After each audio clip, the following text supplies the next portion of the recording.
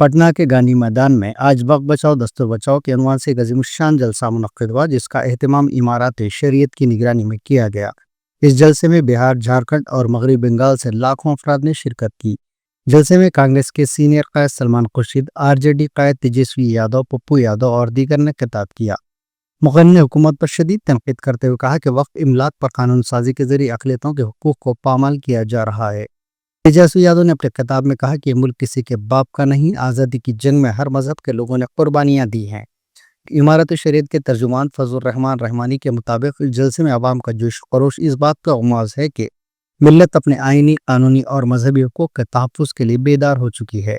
मुखर्रर ने कहा कि एहतजाज किसी सियासी जमात के बैनर तले नहीं, बल्कि एक अवामी तहरीक है जो जुल्म, नाइंसाफ़ी और आइनी खिलाफ वर्जियों के खिलाफ मुनज़्ज़म हो रही है। जलसे के दौरान वक्फ बोर्ड की आज़ादी, अक़लियतों के मजहबी इदारों के तहफ़्फ़ुज़ और दस्तूर की रूह को बाकी रखने के मुतालबात किए गए। मुखर्रर ने जोर देकर कहा कि अगर ये बिल वापस नहीं लिया गया तो मुल्क गिर सतह पर तहरीक चलाई जाएगी।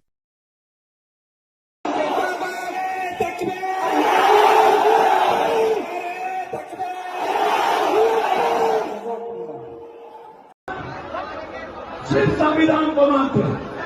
भैया थोड़ा सा शांत, ये जमात कुछ नहीं है यहाँ आगे, इससे तिरकुंडा पूरे पचरा पचा हुआ है।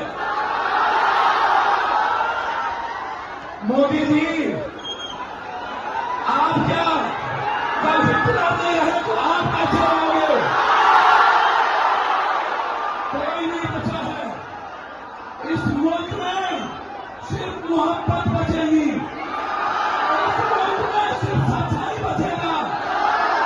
और जिसके हाथ में भारत का झंडा और एक हाथ में गीता कुरान होगा और एक हाथ में संविधान होगा, वही इस मुल्क को चलाएगा। आप मत सोचिए। उत्तर से दक्षिण हिंदुस्तान की सरजमीन का हर एक इंच और इतिहास, हर पन्ना छीन कर इस बात की गवाही देता है, हमारे स्वतंत्रता संग्राम की लड़ाई में चाहे हिंदू हो, मुसलमान, सिख हो, ईसाई, सब लोगों ने इस देश की आजादी के लिए कुर्बानी देने का काम किया था। ये देश किसी के बाप का देश नहीं है, ये हम सबों का देश है। आप सब लोग, चाहे फखरुल्लाह खान हो या भगत सिंह, सब लोगों ने शहादत दी, तब जा करके हम लोगों को जो है आजादी जो है मिला है।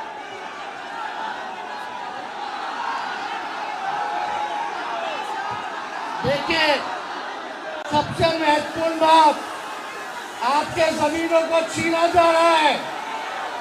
अब भाजपा सत्ता से जाने वाली है तो हम सब के गरीब, पिछड़ा, दलित, अति पिछड़ा, अल्पसंख्यक समाज के गरीबों का वोट का अधिकार भी छीनने का काम करने जा रही है। अभी नया इलेक्शन कमीशन का नोटिफिकेशन आया है कि 8 करोड़ वोटर का फिर से वो नया सूची बनाने जा रहे हैं और मात्र के अंदर जो है नई सूची को बनाना है। ये लोग वक्त को लेके भारी आक्रोश है, जन आक्रोश है, और आज जिस तरह की भीड़ उमड़ी उससे साफ परिलक्षित होता है और गवर्नमेंट को उसको वापस करना चाहिए। सोचना ही चाहिए, जमहूरियत जनतंत्र में और क्या है, लोगों की भावनाओं के अनुरूप काम होना चाहिए। वक्फ का काला कानून से पहले याद करो, शरीयत इस्लामिया की रोशनी में तलाक के कानून पर डाका डालने के काम किया नाअहलों ने। फिर एनआरसी के नाम पर मुसलमानों को निशाना बनाया गया। जब आसाम में इसका खेल खराब हुआ कि मुसलमानों से ज्यादा गैर मुसलमानों के पास कागजात नहीं है, तो फिर वह थोड़ी देर के लिए दम लिया और इन्होंने बड़ी तहकीक के साथ यह फैसला लिया है कि मुसलमानों की अजीम विरासत, जो मस्जिद है, जो मकबरे हैं, जो दीनी दरसगाह हैं, जो मुसाफिर खाने हैं, जो कब्रिस्तान है, इनको उजाड़ा जाए। इस काले कानून ने गोया मुसलमानों की नहीं, इस्लाम की जड़ें उखाड़ने की साजिश की है।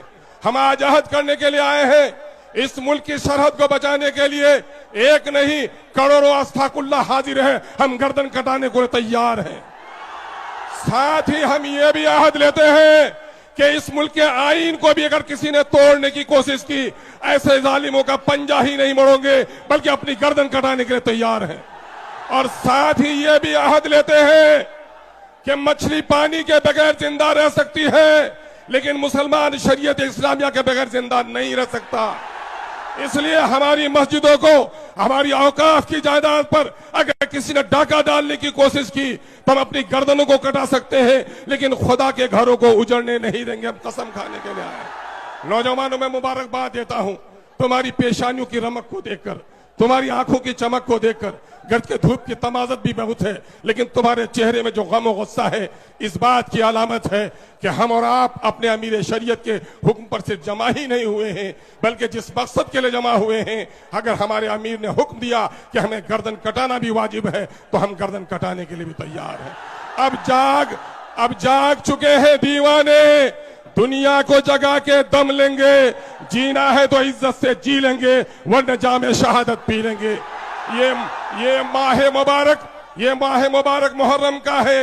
यही महीना है जो हजरत इमाम आली मुकाम नवासे रसूल हजरत इमाम हुसैन रजी अल्लाह ताला अन्हो ने बातिल के शमशीर पर अपनी गर्दन को देने के लिए तैयार हुआ, लेकिन बातिल के हाथ पर हाथ देने के लिए तैयार नहीं हुआ।